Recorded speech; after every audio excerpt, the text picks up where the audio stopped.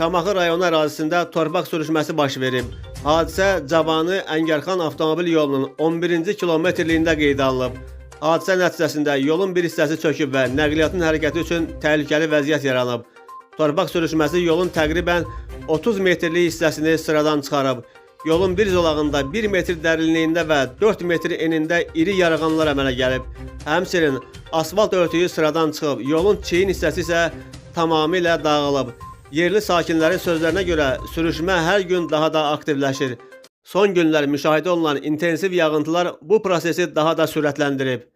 Əraziyə baxış keçirən yol idarəsinin əməkdaşları təhlükəli sahəni xüsusi xəbərdarlıq nişanları və lentlərlə işarələyiblər. Sürücülərə maksimum ehtiyatlı olmaları, mümkün olduqda isə alternativ yollardan istifadə etmələri tövsiyə olunur. 19 nömrəli xüsusi təyinatlı yol istismarı MMC-nin sahə rəisi Şahin Rəcəbov bildirib ki, sürüşmə ilə bağlı idarənin əməkdaşları əraziyə baxış keçiriblər. Hazırda təhlükəli ərazilər lentlə işarələnib. Mövcud vəziyyətlə bağlı aidiyyəti qurumlara məlumat verilib. Yaxın günlərdə həmin ərazidə bərpa işlərinə başlanılması planlaşdırılır deyə o bildirib.